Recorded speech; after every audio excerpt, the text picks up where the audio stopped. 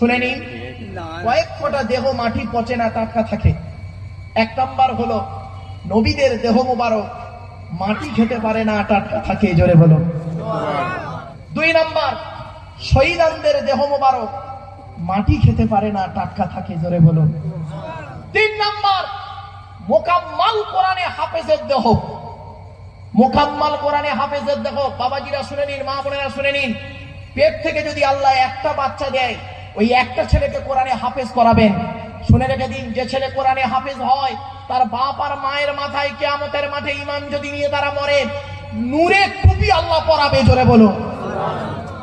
হাফেজের দেহ, মোকাম্মাল কোরআনে হাফেজের দেহ মাটি খেতে পারে না।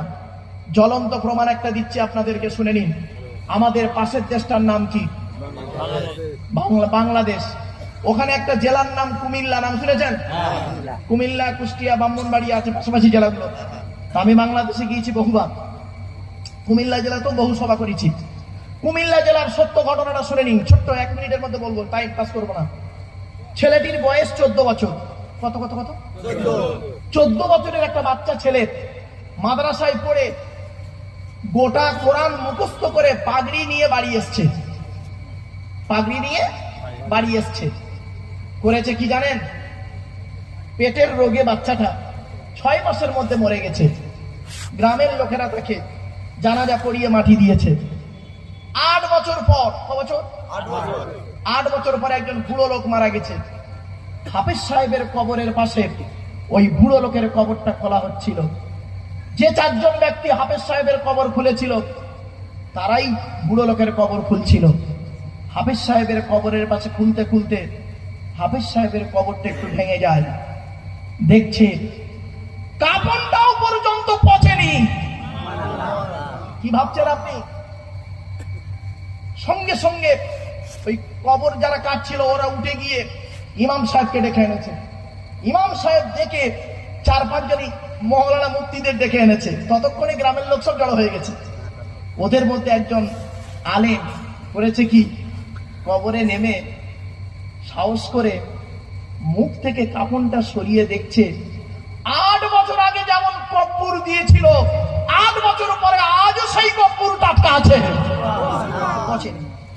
এমন দেহ হবে?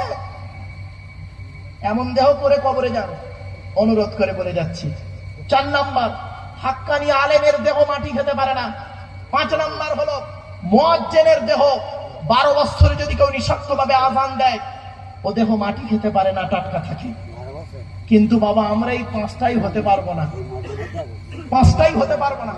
নবী হতে আমরা পারবো না, ঠিক না বে ঠিক? নবী হয়ে গেছে, শেষ নবী। 2 নাম্বার, শহীদান হয়ে মরতেও পারবো না, ঠিক কিনা বলেন?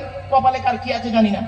3 নাম্বার, মোকাম্মাল কোরআনে হাফেজ হয়ে মরতে পারবো কিতে জানি না।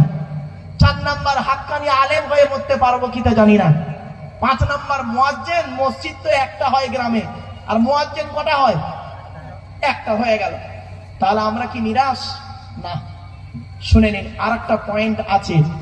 বক্তব্যের শুরুতেই আমি আপনাদেরকে হাতে ধরে ক্ষমা চেয়ে বলেছিলাম, সেটা হলো কি, হালাল খানেওয়ালা মানুষের দেহ, হালাল খানেওয়ালা মানুষের দেহ মাটি খেতে পারে না, টাটকা থাকে।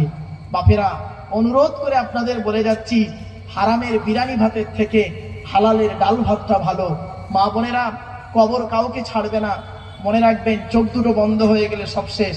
আপন বলে কেউ নেই, সকলে ফেলে চলে আসবে আমাকে আপনাকে। তাই একটু এখানে বসে একটু ভাবুন, একটু ভাবুন বসে। চলুন এগিয়ে যাচ্ছি। এতক্ষণ আমি আপনাদেরকে আল্লাহ সম্পর্কে ধারণা দিলাম 1.5 ঘন্টা।